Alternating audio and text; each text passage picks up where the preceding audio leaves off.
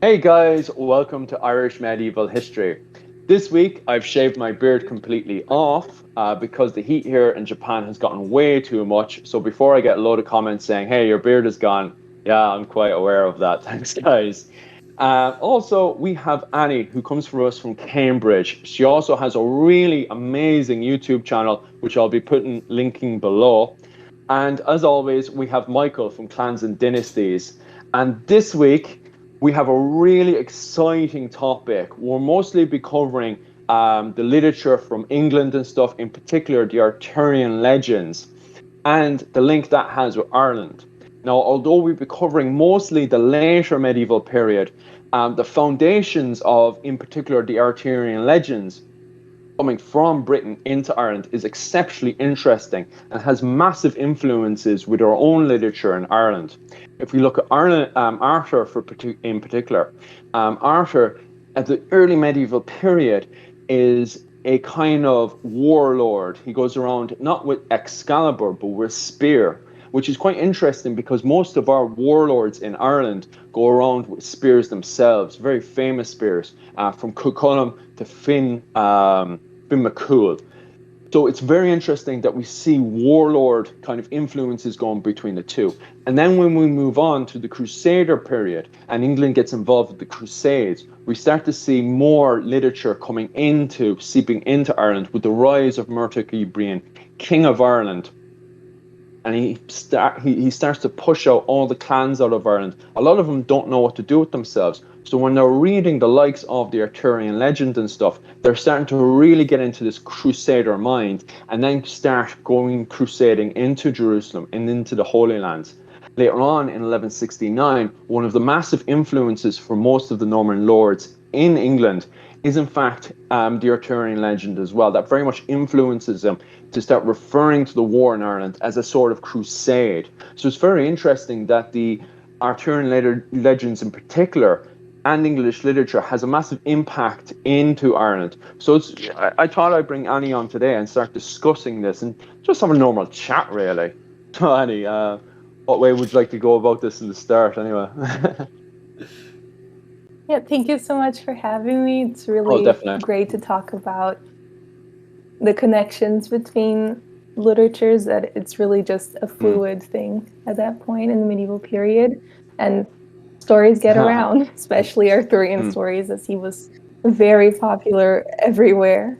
It's a bestseller, medieval bestseller, as people talk about Geoffrey of Monmouth and other huge Arthurian works. So yeah, we can start, like you said, with the early Arthurian literature and how that has that big connection with Celtic literature. And there's a connection between Welsh literature and Irish literature. So we can start with that if you guys would like. Oh, yeah. Yeah, well, Annie, like I said, you're the first woman we've had on here. And that doesn't mean you get any sort of special treatment. We're going to throw you straight under the bus like we throw everyone else. So you could start it. You want to start the ball rolling, and we'll basically just jump in and go from there. I think that's the fairest way to do it.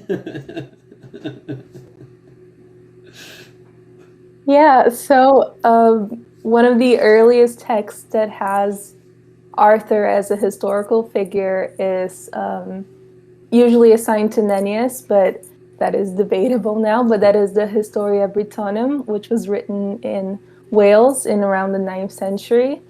And that really placed Arthur as a historical king where he wasn't before. So we have these pseudo-histories coming in starting then. But there is an Irish translation of the Historia Britonum, and that is written in the second half of the 11th century. And it's really interesting because in the original one that was in Latin,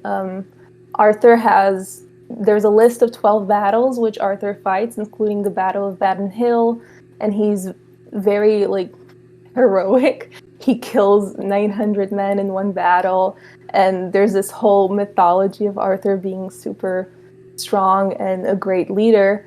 But then when we go to the Irish translation, the material is kind of shortened. There's some things that they cut out, so the list is not as expansive and there's not that many details about Arthur.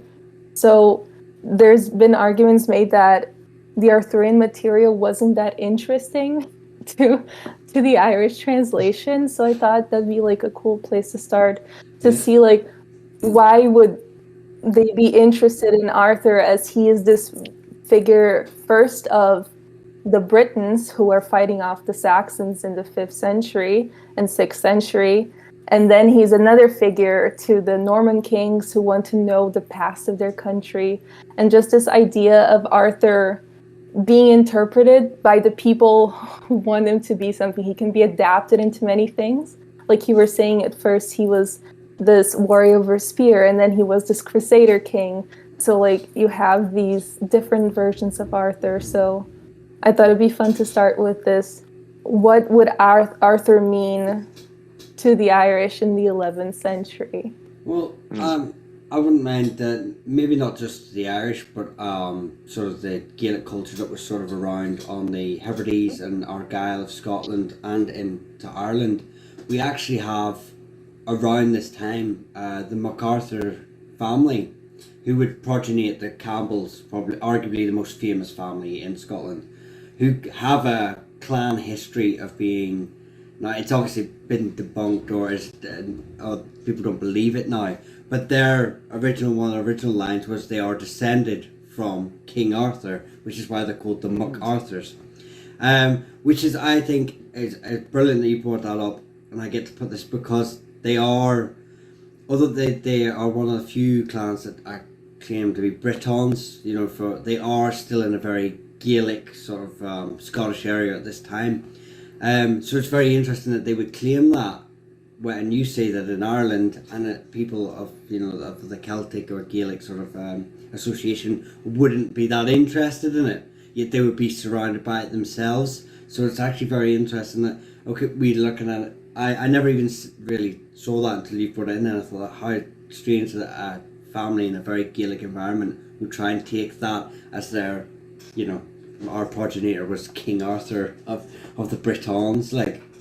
So it might not. It shows just a different parallel. I think that, you know, if maybe those people who were translating it from Latin in Ireland, maybe they were trying to put a spin on something rather than the people themselves. Because remember, a lot of people didn't read. Really, they were just told the stories or oral translations. So that's just my wee thing there. I just find it very interesting that a family of Gaelic culture would try and that link. That is interesting as well, because maybe the Arthurian stories coming into Ireland it wasn't big for like the educated, like the monks and the nobles who were reading up in their either castles or in their monasteries and stuff. Maybe it was just big with the common people, especially maybe because they seen him more as a, you know, not a crusading Arthur. But maybe just that warlord Arthur because of that earlier influence. This is me just waffling. This stuff by the way, trying to get my brain to. I was waffling. Yeah. I was just like, it just clicked in there, and I was like, I'm not really got much of a point to this. It just kind of went in there, and I was like, how do I turn this into a legible sentence? Well, my point being is that maybe the Irish were looking at him more as a good story, because that's the story of Beowulf. Beowulf isn't, a lot of people read Beowulf or they listen to the audio, and that's not how you're supposed to take on Beowulf. Beowulf is a person it's a story in a pub. You know, 1 minute he's fighting a giant, next minute he's fighting a dragon, and this is meant to be a storyteller who jumps onto the table and just goes wild, telling the story and stuff, getting the whole crowd in the pub to get their drinks up, screaming and shouting. This is the way that story was told. And I do wonder if Arthur was meant to be the same as well, where the storyteller would get everyone buzzed up, you know, and then they went out and they attacked this big massive crowd. And even with the Crusader influence coming in and stuff, you know, and then he went off and he fought the evil Crusaders, and everyone, you know, gives it a huff and a scream and stuff into the air. Maybe that's the way that they were supposed to do it in Ireland, and maybe that's why we don't have as much literature in Ireland, because it's quite funny and interesting because Wales is right next door, and those Welsh storytellers are constantly coming into Ireland to make a bit of money and then coming back into Wales again. So it would be funny if, maybe he was more of a pub story rather than a written story, perhaps. That's me just waffling. No, He would nothing to back that up. No, I see them both with the surname, and we obviously know of the connection with early Wales and Ireland anyway, such as the Deshi, part of the Deshi and Munster families moving into Brecon area of South Wales very early on in history, and the connection with Arthur with Wales. You would think that with that sort of, I'm speculating that, let's say this is actually all true and Arthur existed in Wales, and if he's there, that story should have made its way back at least through Wales, almost like we've migrated and then sort of it goes back. So the fact that, like you said, Annie, that it gets cut and the details are sort of edited a wee bit and not really embellished as they are in the rest of Britain, that it is very strange that hadn't made its way before, probably, well, that we know, because obviously there's a lot of literature lost in Ireland. It's an interesting thought there that they've done that. But what is your theory on it, Annie? Obviously you've studied this in depth, so I'm wondering if you have a theory yourself.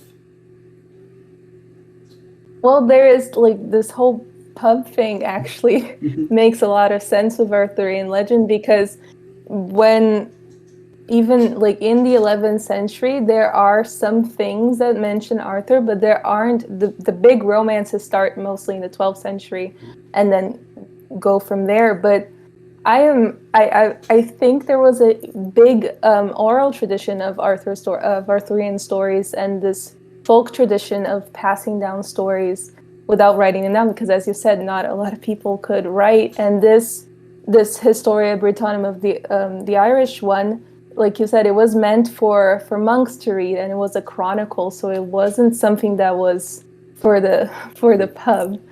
And it's very likely that we see some carvings of different, when we get to the 12th century, throughout Europe, there's a carving of Gawain, I think, somewhere in Spain or France. But there's hints that the stories were more present than we can find in literature today. Marie de France also, she wrote in the 12th century, but she said that she was writing down lays, so oral histories, and those mention Arthur. So it's very likely that Arthurian stories were being told in less formal settings and they weren't being written down. So I think that for sure it could definitely be there. And we just don't have the actual text. Well, you say there that they get passed on. We know, obviously, human nature of oral passing on stories, that a lot of them had, it's almost like Hollywood now, it has a set format, it knows songs and stuff, they know what's going to get a top hit, because if you follow this format, you're going to get a top hit, a bestseller. And it was very much the same in all through human history. And I've touched on this before with one of our stories of Cuchulainn, one of our heroes from the Ulster cycle. There's a story in what was Persia back then, which was almost word for word similar. Just the names were Persian names. The great hero, and he goes off, and then he comes back, and a stranger challenges him to battle, and he kills that person or mortally wounds that person in battle, and finds out that actually that was his son. And it's almost like the passing on it's like the stories also have a meaning. They've got to have a meaning. Like to eat your vegetables and look left and right when you cross the road. But they had obviously meanings for their time. And I do think, because King Arthur's story does have, when you get down to the basics, when you get rid of the round table and stuff like that, when you actually get to it, it has a very similar pattern to other stories, and I think that's why it's so, where you would say that you can see it, maybe essences of it in France and Spain, is that these probably stories could be older than we even really know, and just as time's gone on, people have put in a name that they would recognise, and a location that the young people in front of them would associate with, so they can get that moral message across to whoever they need to, or whatever, whether it's war propaganda, you know, we've got to go beat up these guys because King Arthur did it, or, you know, basically, and that's it. We see that anyway. We do see that this Arthur legend, right from when we know about it to later, it got so many twists and turns and got used for so much, you know, propaganda from Glastonbury, which I'm sure we'll touch on, and, you know, and everything like that. So it is, I think, I personally have the opinion, it's very much like Robin Hood's story, that there were multiple Robin Hoods, there were multiple Arthurs, and he probably wasn't even from the UK. He could have been from, you know, modern Turkey, or Greece or Troy, or, you know, and it's just, this story's just grew over the centuries and the names have just changed, but the moral of the story is still the same. It would be my essence of it. you need to fill it. No, you crack on. But the moral of the story is, like, they also get adapted, just as King Arthur, like you said, gets adapted for different purposes. The morals also get, like, change. Different, like, for example, in the 12th century, we see a lot of a focus on courtly love and the ideas of honor and what being honorable mean and what public duty versus personal duty means. But then when we get to Malory in the 15th century, which we're talking about the War of the Roses, it's a lot about treason and loyalty between knights and fellowship. And Malory, for him, that's the biggest thing, that's the moral of the story. In Malory, King Arthur, his realm falls because of treason between knights and because his most loyal knight, Lancelot, betrays him with Guinevere. So, like, the morals of the Arthurian legend also change depending on the context.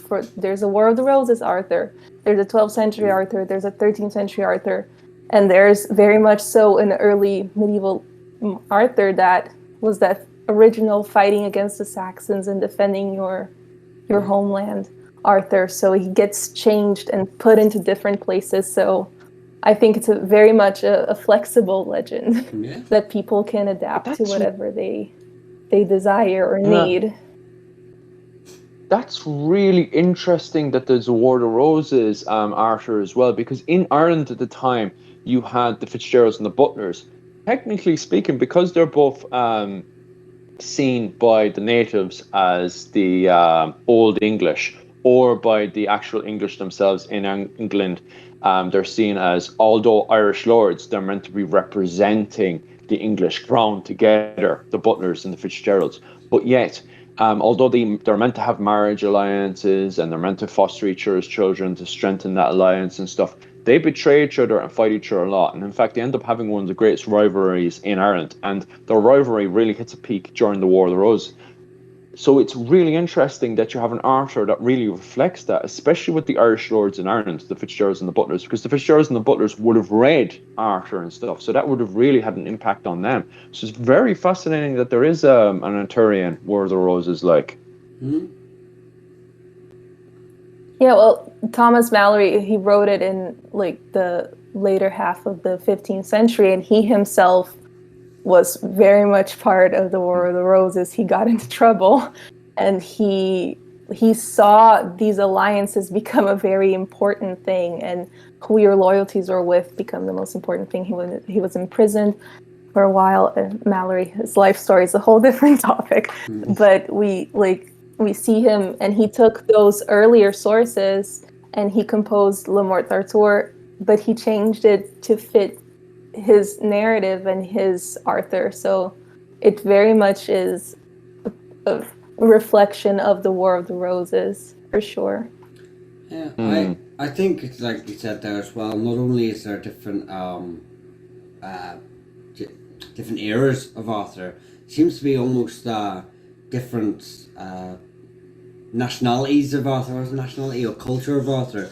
You know, we associate it almost, well, some people associate it as Celtic, you know, the Wales or Cornwall fighting the Anglo-Saxons. Then obviously the Saxons, the Angles then become the dominant culture in England and southern Scotland and along the borders. They then have no doubt adapted the story. Then the Normans come in and they take the story and then they put their own spin on it and turn them into a 12th century. And it's almost, and modern people today, when they look at Arthur, even though these people are so distant from their original Celtic culture or history or anything like that, they're more ignoring the modern aspect of it. Obviously,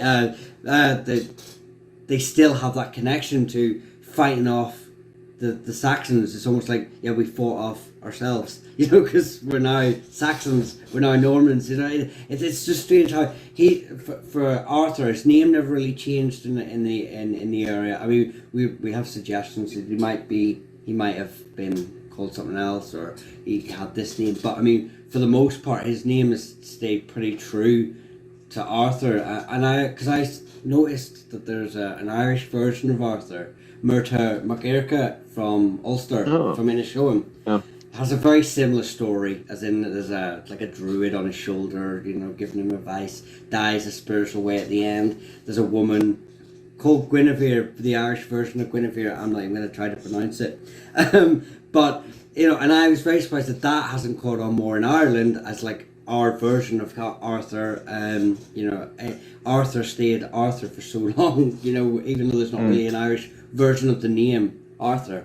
So, I think there's just so many aspects to this story that and its history. It's almost very hard to know where to actually start sitting down and getting into it. Because it's amazing. Because I would have never, until we actually got into this topic and stuff, I would have never seen Arthur having such a massive impact in Ireland. But now that I'm actually thinking about it, it really does. From the early medieval period, when you've got this warlord Arthur, which reflects kind of Cuchulainn and Finn McCool, that whole style at the time. So when poets and storytellers from Wales came into Ireland, and they're telling the stories of this warlord Arthur, to this Arthur later on who moves in with the Crusades and stuff, and once again he's influencing people who are leaving Ireland because they're no longer, because at the time Murtagh Breen is unifying Ireland, so anybody who doesn't want to be a part of this new Ireland, any clan that didn't agree with the O'Briens, they're pretty much getting the boot out of Ireland, so they're joining the Crusades. And Arthur is kind of one of the major influences that give them purpose in life, so they're joining up with the clans in the Isle of Man. They're then going into England and going off the crusade. And then it's the same when the Norwegian Crusade comes in. They join up with the Norwegian Crusaders and they go off to Jerusalem again. But then later on, as we go into the Scottish War of Independence, Arthur, again, he's no longer kind of a crusader. If we read Edward, what was it? The Great and Terrible King. It states in that one that Arthur was seen as a Welshman trying to push out the invaders, and the Normans were seen as the invaders. So Edward Longshanks goes out of his way to try to find the tomb or wherever Arthur was buried and try to destroy it and try to make Edward II Prince of Wales. And the Irish at the time who were over in Ireland would have supported Wales and would have seen Arthur as that person pushing out these dirty invaders out of the country and stuff. And then obviously one very interesting thing I didn't know before that and I had brought up is the War of the Roses, how once again Arthur has changed. He's now the symbol of loyalty and stuff. So it's really interesting. I never seen this before, what Arthur has changing. And even with that changing, it's not staying in Britain. It's actually coming over to Ireland. To be honest with you, I thought we would have focused on just the one period and just really kind of built up from there. But instead, we actually have a massive amount of stuff to cover. You could literally easily write a massive book on this, like the influences Arthur has in Ireland. It's absolutely amazing. It does cover a lot, like. Yeah. Oh, no. And we do. No, Annie, don't you ever worry. Ahead. No, you don't. We do sometimes do this. We cut into each other, but you just muscle your way in there. Don't just push Michael out of the way. He isn't even supposed to be here. I don't even know what that guy's doing here. I'm only joking, Michael. I love you. No, that's it. Wait, yes, you were saying Ali. Sorry. I've forgotten what I was going to say. Anyway, but I was thinking about the versions of Arthur that are actually written in Ireland, because we do see, like you were saying, this huge exchange between Wales and Ireland in terms of Arthurian legend, and there is a Welsh story in the Mabinogion that mentions Irish saga characters, and I was really fascinated by that because it shows that it's not just going one way; it's coming back too. So there's this real exchange, and there's a story that I cannot pronounce the name very well, but Akalam na just have a go off. Yeah. And it's dated to the 1200s and is in Middle Irish. And I found it really interesting because it portrays Arthur very differently than when we usually see him. And he's more of like, he's kind of this bratty prince, and he's the heir to the throne. He's not yet king. And he goes to Ireland and steals hounds from a party of warriors. And he just steals these hounds. But then the warriors go and beat up Arthur and his men, take the hounds back, and then take Arthur back to Ireland. And he serves their chief for the rest of his life. So I found the story really interesting because it's yeah, no, but I would, because how interesting is this? And this topic you're looking at the century that you've looked at there, and that is the time these Normans are coming in. So you have these Normans and their sons are taken. Now, Tanistry is obviously the succession rule of Ireland at the time. So these Tanists are proven men of the family. These are, and not only that, the land they are given, they do not own. It's owned by the clan of the family. So, and then you have these Norman knights coming over, taking their land. Not only that, they don't even distribute it, right? They give it to their sons who may not be qualified, who may be bratty, who have this entitlement about them, almost like the posh kids of the 12th century, just my sweet 16th birthday, and they that would definitely be a view. I'm just thinking, if you just look at it through almost like that this is that propaganda of almost like using Arthur as like, it's like anti, because stealing the hounds hounds are very important culturally to Ireland. They are referenced everywhere, from naming people to naming families to acts of tribute. We see that even right back to the 2nd and 3rd BC. So they're very much, so that could almost be seen as taking things from the Irish as important things like land, family, women, all that kind of thing. And it's got almost similarities there from the raids of Cooley as well, and these men, warriors, Irishmen, go off and grab and get that back. And not only that, that sounds like that story. This is the first time I'm hearing this story, and this is my interpretation coming back from an Irish view at the time. It's almost like we then turned him into a serf, or enslaved him, or made him, lesser than us. That because just looking at it from, that's how Ireland was at the time, and hearing that story, you can almost get a feel of maybe that's them trying to twist the story, the age-old story, to their advantage for once, because obviously, like I say, it's very interesting. It is really interesting, is right. You said that's the 12th century or 1200s, the story? 1200s. So that's just after, because just before then, when you had the Norman invasion going into Ireland, it was actually extremely common to have men of Dublin and the men in Waterford to actually go into Wales and actually just physically take people and bring them back and sell them into the the slave trade in Dublin. In fact, Dublin was one of the biggest slave trades in the western side of the world at the time.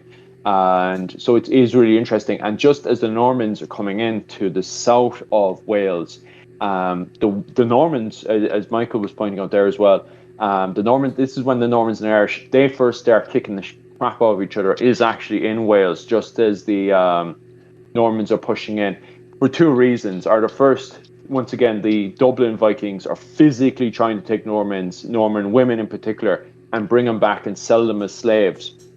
Or this Welsh clan has allied themselves with a member from Dublin. So then the Dublin Vikings come over to support, or Waterford Vikings have come over to support a Welsh clan that they're supporting in that area. So when they trigger off, when the Normans, as a unified frontier, the Normans unified together, attack this one clan. This one clan then says, oh, well, I have allies in Ireland who are allied to the Vikings in Dublin. We'll go over, and they bring back an army, and they'll start physically fighting each other.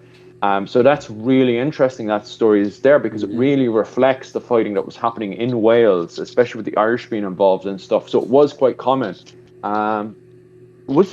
It just says Welsh people as well, isn't it? So that's quite interesting as well, because we do have Welsh people who were fighting with various clans in Ireland, and then in particular would get their allies from Dublin to come in and fight with the Welsh clans as well. So it's very reflective of the constant skirmishing happening between the Welsh clans, the unified Normans, and the Irish clans, using Dublin as the main go-to place to fight between, because all this fighting was really profitable for the Dublin Vikings, because not only were they taking loot that they sold in the markets of Dublin, but they were taking human beings. In particular, their main aim was to get women, bring them back, and then sell them in Dublin as well.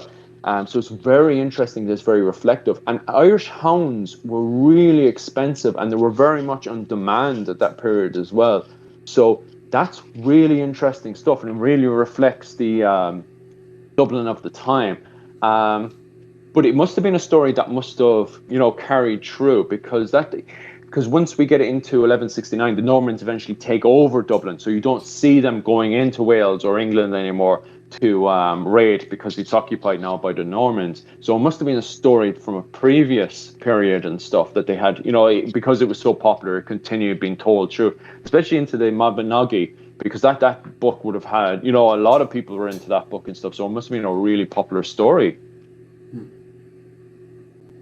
Yeah. That's a really interesting perspective to hear why it could have been told, because I was really coming from the approach of how is Arthur portrayed, but seeing the historical side of it and why it was written in the first place. That is really interesting. Yeah. Because there are other, in Geoffrey of Monmouth himself, there is the story of Stonehenge. Are you familiar with how Uther wanted to build a graveyard to mark where people had fallen? And Merlin was like, oh, you could get these stones from Ireland and bring them here. And then Uther tries to get these huge stones that are in a circle and get them to England. And he can't do it, so Merlin has to help him transport the stones. But they have to fight the Irish to get the stones out of Ireland, because they're obviously sacred. Yeah. So Merlin helps them. So there's this other instance of taking something that's very valuable from Ireland, and that's how Stonehenge is built in Geoffrey of Monmouth, which is kind of crazy, and Merlin helps build it. So I was coming from it from this point of view of like, Geoffrey portrays it as, oh, Uther's building this beautiful place to mark where his men had fallen, but it's actually stealing something. And then there's this other story that's from the other point of view that's like, hey, please don't steal a valuable thing.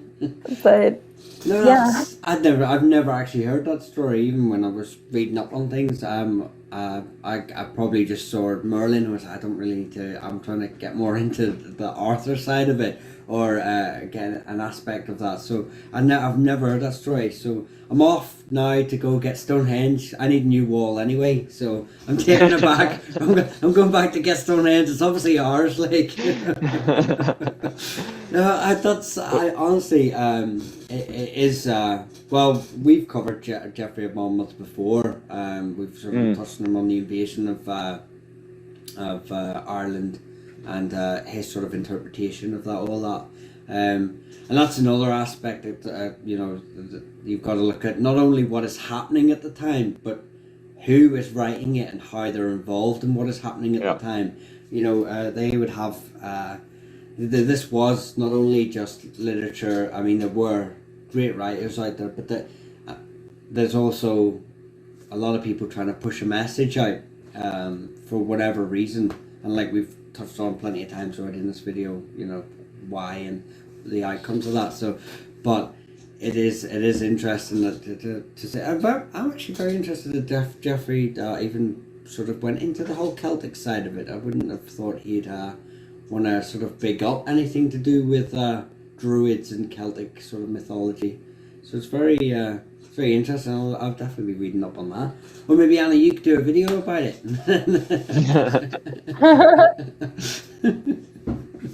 So he doesn't really go into it that much, but yeah, it's just well, still, it's really.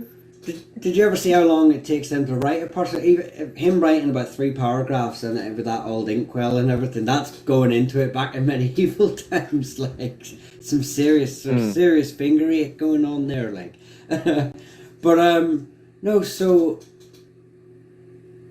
I can't remember where we were going on from that. I had something else to say, but it's just like it is really fascinating how the literature is reflecting the raiding that's going on. You don't see too much of it when it was actually written. So it's interesting that means that it really does support that kind of pub culture, that maybe both sides were telling stories of how we went over and we took that. But the fact that Arthur being taken as a slave and it's told in the Mabinogi, that's very interesting because that's a Welsh literature that they're reflecting, because that story must have, God, my imagination was actually going quite wild. I think that was me more speculating that he wasn't really taken as a slave. I'm just sort of saying that he was taken as something lower than the people that were taking him. But or submitting. Well, you make him submit. In the Mabinogi, it's an Irish tale, though. Yeah. Oh yeah. Oh well, that says it all, because that's literally the Irish mountain off taking. Their greatest hero. We took him and we brought. We made him. Submit to us, like. So that's really interesting how you've got that raiding culture, how both sides are telling stories of, oh, they took this but we took that, and they're always upping each other. That's okay. I didn't expect this podcast to be that awesome, but what are you trying to say? No, Arthur, this chat is amazing, like. Yeah, I mean I'm really surprised, obviously, how much, like say, but the moisture, because you can sit and you can read and you can sort of, it's very easy to just get tunnel vision whenever you're reading and forgetting everything else that's sort of happening at that time. And then this is why I love these chats as well, because you sort of get 3 aspects. And normally we get someone on like Annie who would have sort of very, like, they can basically, if I quoted something, it'd be like, oh, on that specific subject. And it's really nice that we get to dissect that a wee bit and put our own spin as well, just to say, well, I think this. But it's, we're not saying this is how it actually was, but the thing is that me and Philip can add, because we're not tunnel focused, we're sort of thinking about something else. We're thinking, oh, look at that time period. So this is why I love these chats as well, because it really gets a chance to sort of dissect something, and hopefully find out something new, or even make someone else think of something, that maybe we've missed, and go, oh, well, I think this or I think that. Maybe hopefully influence someone to dig in further and sort of find out for themselves. So no, I definitely, this is right up my street. So Annie, it's great that you're here and putting this to us, like. So you were saying there about Welsh. The Irish story of, obviously, the. Is there any other written things? Because I didn't come across too much written sort of sources by Irish people written in Ireland. Yeah, that's the thing. There's this really great. I was talking before about this really great book that focuses on Celtic Arthurian literature, and there's a chapter on the Arthur of the Irish by Anne Dooley. So that's, if people want to read more about that, there's and she does talk about how there's this, like, why isn't there much like an Arthur of the Irish, like this, like we said, Arthur gets adapted so many times into different forms of Arthur. Yeah. So there isn't that much, and she's the one that brought up this story of the hounds, and there isn't really like a prominent Arthur of the Irish written by Irish authors, so in the medieval period, of course. So I think there's just this probable focus on stories that are told without writing them down. I think, and this big exchange with Wales and the Mabinogi, the stories, they clearly have this connection with Ireland because of the names that are mentioned, and especially Cowick and Owen. But there's not that much actually written by Irish authors. We know of one big family that was very Philip would tell you, very prominent with propaganda, and that would be the O'Neills or the Killoans. And the Merton McCurker, who I was telling you about, is from the Killoans, so I'm very surprised that they never even adapted a story that has very similar connotations to the Arthurian legend to Ireland. I think what's going on is that Ireland already probably has its own Arthur, and that's Finn McCool. Finn McCool also starts off as this super evil and dark warlord. Like, his stories are really kind of black. For example, in one story, there is one clan that writes to him and says, look, we want to have a peace agreement. This clan blood feud has gone on far too long. And Finn McCool basically writes back and says, over my dead body, I'm not having any peace agreement over this. And in fact, he was slightly offended by all of this. So he writes back and he agrees to meet up and try to discuss a meeting. But in fact, it was a ruse for a trap. And what he does is he waits for one of the ladies of that clan to go by a certain road that she always goes by, and he ambushes her there. He kills the people that's around her, and then he grabs her, he cuts her head off. So when he has this meeting for this blood feud, he throws the lady's head at them as a kind of insult back at them, and basically says the same thing over again, over my dead body, we're never going to have peace with this blood feud. And the blood feud continues, and that's the Finn McCool of the early medieval period of the Viking Age. But as we move into the kind of Crusader period, this new Finn McCool arrives, and he's this Finn McCool that's more acceptable to society, because that old Finn McCool, the only person that loved that old Finn McCool were the likes of the Vikings and the Fenian war bands, and it was more stories to get people up and going, kind of have that kind of male testosterone crazed blood feud kind of attitude. And that's the Finn McCool of the early medieval period that fits war bands. But the Finn McCool of the later periods is more romanticized. He becomes this person who's all knowledgeable. He becomes a kind of Merlin kind of Arthur character that's kind of fused together. And you start to get these edited versions of like Diarmid and Grania and all these other stories where Finn McCool is more romanticized rather than this bloodthirsty lunatic that you see in the early medieval period. And one story that gets very famous, and that's very similar to Arthur pulling the stone out of the sword, is the story of him getting his knowledge, and that's by the Salmon of Knowledge. A very famous story in Ireland where Finn McCool is with his master and they go fishing, and they finally found the salmon of knowledge that his master had been looking for all of his life. And his master tells him, don't put your finger around the fish or you'll get all the salmon of knowledge. And the master then goes off to do other tasks and stuff, and he leaves Finn McCool chilled out next to the salmon to look after it, basically.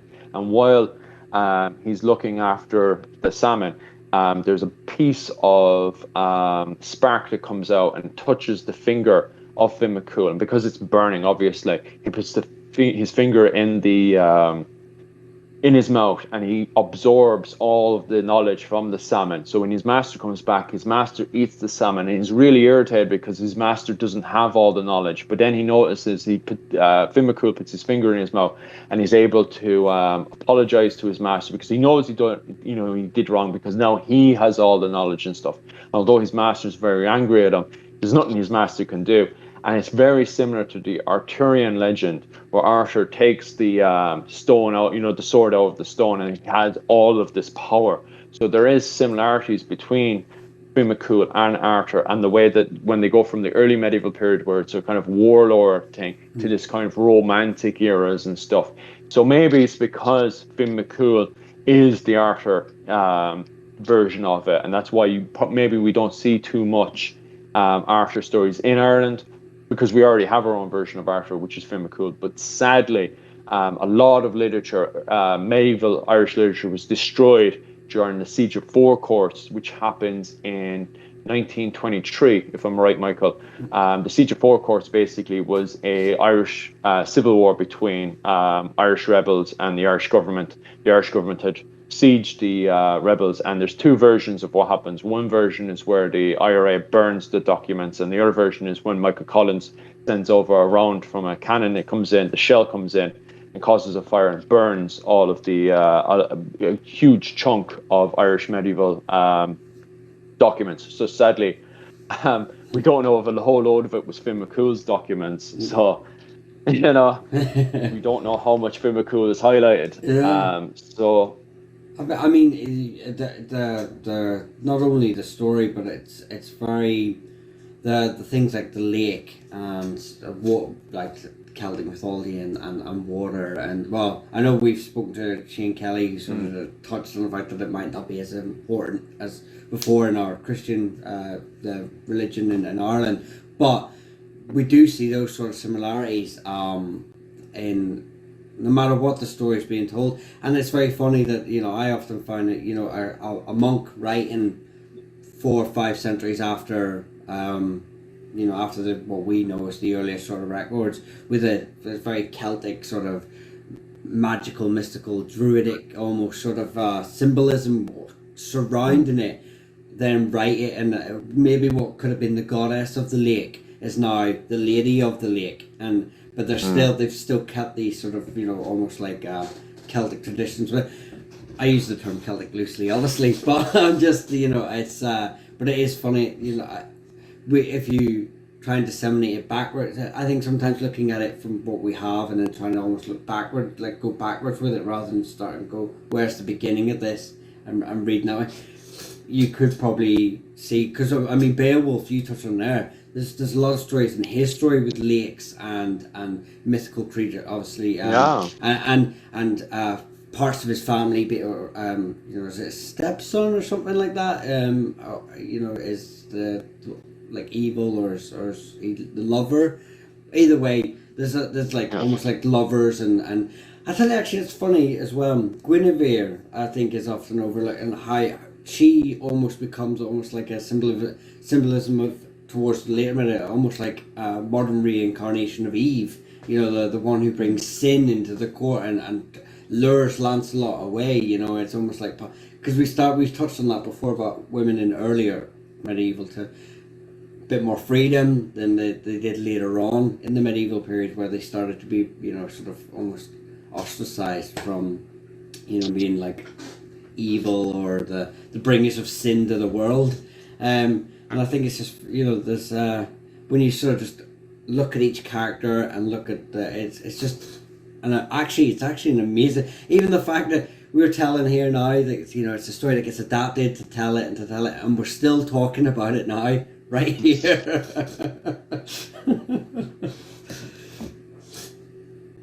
Guinevere's, I think she's so fascinating because she can be, you can read her as this person who brings sin, but so often, what do you remember from Guinevere and Lancelot? You remember their love story most of all, because it's so romanticized. Lancelot and Guinevere's they love each other despite all odds, and I think that really comes from Chrétien and his Lancelot, the Knight of the Cart, who like is one of the first romances where you see the knight doing everything for his lady. Even the name of the romance, the Knight of the Cart, is the knight who like he was really tired and he needed to get to Guinevere, so he did the horrible dishonor of getting into a cart to get there, and that is all. Like a knight couldn't go into a cart. Like that's dishonorable. So I think like Guinevere has this whole tradition of she's this romantic figure, but at the same time that she's romanticized, she is a traitor, and so is Lancelot. So I think they have a lot of nuance into what their relationship is. It's at least I read it as less of like, oh, look at this horrible sinful thing that's adulterous, and more of this symbolic. First, it's the courtly love in the 12th century, and then later it gets, Mallory especially sees it as more of a betrayal, but it's less romanticized in Mallory because he doesn't really romanticize many things, but still, I think Guinevere is fascinating. Well, there's a very similar story. Sorry, there's a very similar story in Ireland again with Dermot O'Donnell and Grania, you know, and their escape from and they're chased by the Fianna, and you know they're hunted down, and it's his stepbrother who sort of steps in and says, you know, like, I need to save it. But there's that love story as well, almost like going against the honor of, you know, your king, or for the good of the country, of the realm. You know, they've embellished in, you know, their own personal desires and almost, you know, forgone their duties as servants, and whether that be servant as a wife or a servant as a loyal retainer in a court or a soldier. So that's another part. That's what I was getting at, that even if you don't look at just the Arthurian legend, the Arthur, his story making its way to Ireland or whatever, there are side parts of those stories, the inner workings of, like you say, Guinevere and Lancelot and Dermot O'Donnell and Grania in Ireland. So it's almost like if people could take chunks of a story and go, well, I like this bit and I like this bit, and you know that it's just interesting.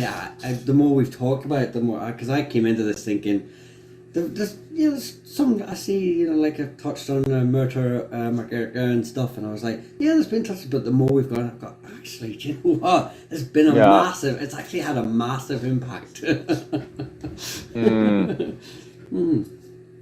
Because it's more than just like the Arthur stories themselves, but like Arthurian romances, like the romance genre in the medieval period was everywhere. And these motifs, and like there's this amazing book by Helen Cooper, and she writes about romance, and she says that there are memes of romance, so it's something that you've seen and you know, so it's a meme. Like there's a meme of the knight in love with the lady, there's a meme of the knight saving. It's just several like motifs that are repeated. So like we see those motifs in lots of Arthurian romances that will definitely show up in Irish literature. So like it's everywhere. Like the medieval world is just all interconnected. So yeah. I think one of the worst things is a lot of people, when they look at Irish medieval history, they look at it from a very clan-based attitude. And in fact, although you do see that kind of clan attitude in the early medieval period, and when I say clan attitude, I mean the war bands and stuff. I know the Irish kind of keep to that clan attitude, you know, kind of keeping into their little clans, as like the O'Briens, the O'Connors and stuff for a long time. What I mean is that kind of wearing furs and running around and keeping to kind of an uncivilized attitude, when in fact, when they're in the early medieval period, you know, they do their war bands and stuff, but when they move into the high medieval period and stuff, they start to take on more of that kind of European chivalryness. You know, you do see Irish people going on crusades, and then you see kind of more religious poetry coming up, such as the Vision of Tundle. The Vision of Tundle is extremely European in the fact that it shows this kind of European hell of Tundle. You know, he's doing all this sinful stuff, and then he suddenly gets himself into hell, and ends up he was just knocked out for a few hours. He comes alive, but his body's really hot and stuff, which it shows to the people around him that he's burning up so much. His soul must have been in hell while he was knocked out and stuff. And it shows a very kind of European attitude. So although these people still keep to their clans of the McCarthys, the O'Connors, the O'Neills, they still start to advance just like the rest of Europe is. So they go on crusades. They build. Ireland has more castles than any other place in Europe if you count every single tower house. But my main point is that they're building castles just like the rest of Europe. People tend to fall into this attitude because they hear that Ireland isn't unified with one king for most of its history. That means it's falling behind, and in fact it doesn't.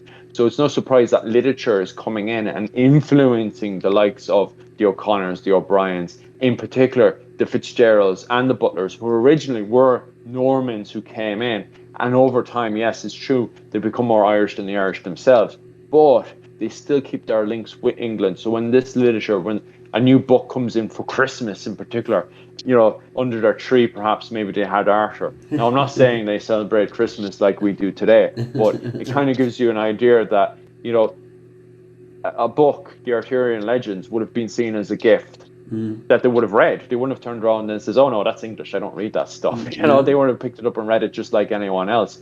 But I think people fall into this modern view that Ireland is all Irish, England is all English, when in fact, just like today, where you can pick up a Japanese book, or I'm in Japan right now, for God's sake, it's the same thing back in the medieval period where people would have traveled, they would have picked up various different influences. They weren't turning around and saying, oh, I'm Celtic, I can only pick up Celtic stuff, I'm a Viking, I can only pick up Viking stuff. And I think that's kind of the trap people fall into. That's my main point, is the fact that a lot of people, when they look back into history, they just assume Vikings only had Viking books, Celts only have Celt books, That's how a lot of people look at it. And in fact, far from the truth.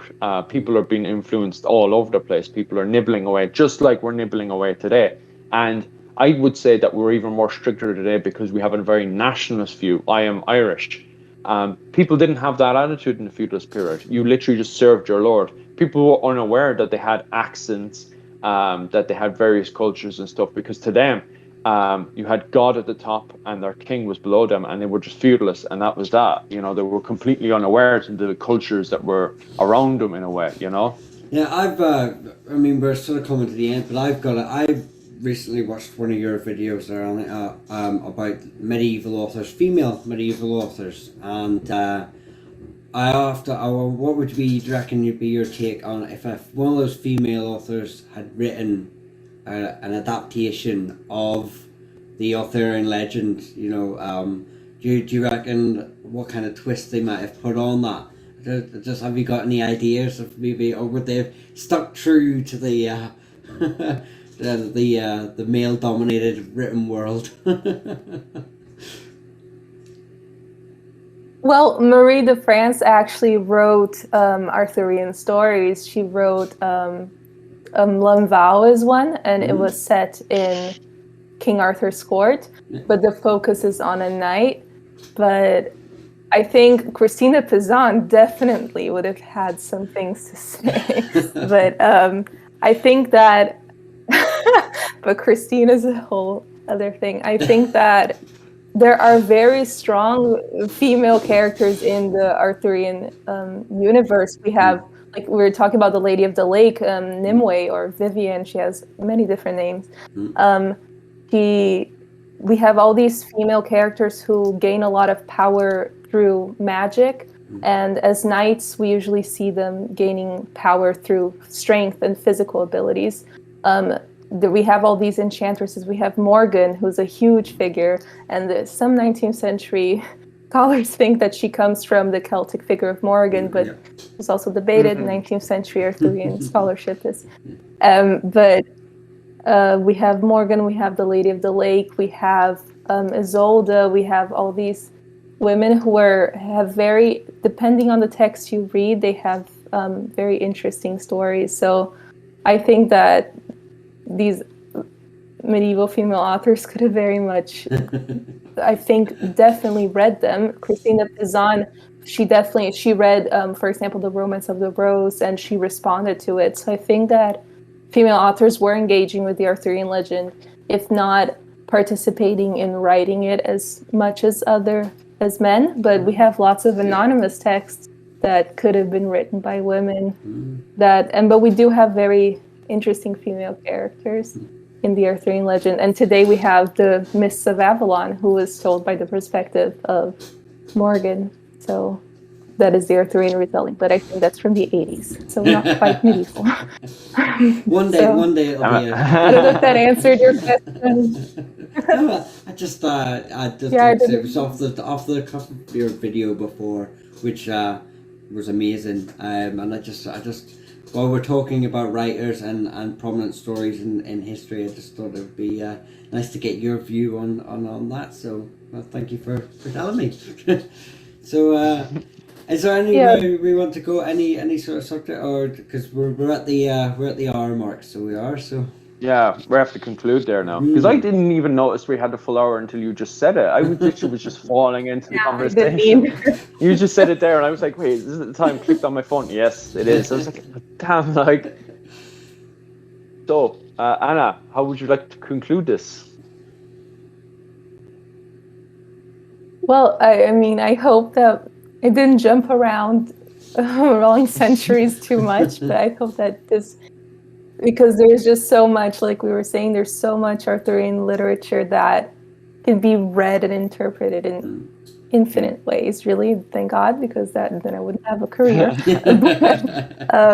So, like, I think I think that you can go back and read any of these texts that we talk about and just try to interpret them from an Irish perspective or from a perspective of the Britons or from the Normans. And so like these texts take on so many different meanings that I hope that this was a good way to like start to build a bridge between like Irish medieval history and Arthurian literature. I think this was fascinating because I also didn't get I got so much perspective from you guys, so thank you so much for bringing this historical perspective that I really didn't know about. So it just adds meaning to everything.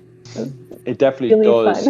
Taking it from Irish perspective, I like literally you opened my mind way more than I did before, and I actually studied Arthur from an Irish perspective in university, and I'm covering stuff that I never even touched before, especially the War of the Roses. Completely unaware of that, and when you said it, I was straight away at the Fitzgeralds and the Butlers, and the Fitzgeralds and the Butlers had full access to the Arthurian legends. Especially the Butlers. The Butlers were really mad into anything English compared to the Fitzgeralds, which were constantly going between the two worlds. But yes, it is extremely interesting because, as I was saying there, you can actually write a book out of this. Starting from the early medieval period, the way Arthur comes in and influences both McCool and Cuchulainn. Then you can move on to the 1200s, where you were telling that story of the raids going between Ireland and Wales, which were constant in that period. Even the Normans come in and they get involved with the raiding between Ireland, Wales, and now themselves, the Normans. The Normans then eventually come in as crusaders. Even before that, you had crusading influence coming into Ireland, influencing the likes of the kings and the Alaman and stuff to get other Irish clans in with them to go crusading into Jerusalem with the Norwegian Crusades as well. So this crusader King Arthur has a massive influence. We move on to the Scottish War of Independence, where once again Arthur is seen as this person trying to get these Norman invaders seen as these Saxon invaders, the Saxons before them as invaders that the kind of Celtic people, the Welsh and Irish, are trying to push out of the Isles. So it's very interesting that Arthur's changing so quickly, even when we move into the War of the Roses, and he's meant to be seen as this person that keeps loyalty, which once again affects Ireland, because Ireland has, as I was saying there, the Fitzgeralds and the Butlers, really interesting. And it's absolutely amazing that I brought you on today, Anna. definitely subscribe to our channel. I'll have the link down below. And all of Anna's videos are insanely good. You know, you cover magnificent literature. Yeah. The channel very quickly is going to explode. I'm so happy I grabbed you when I did, when you're not so busy, because in the next few months your channel will blow up to tens of thousands. The standard of the videos are just amazingly good, and the comments below are amazing as well. That's why I had to grab you while I could bring you on. It's the same with Denton as well. Denton is another person that's blowing way ahead. I have to get in contact with Denton and see how he's doing and stuff with his Vikings, because his channel is really blowing up as well since I was last interviewing him and stuff. So definitely, I'll have the link below. As always, Michael, of course, I'll have your link, so don't see it right in there. Guys, thank you for enjoying this hour. I definitely did. Like, I learned so much there in that video, and it really brought everything alive for me. Thanks very much, guys, and please subscribe to us. All the best now. Goodbye.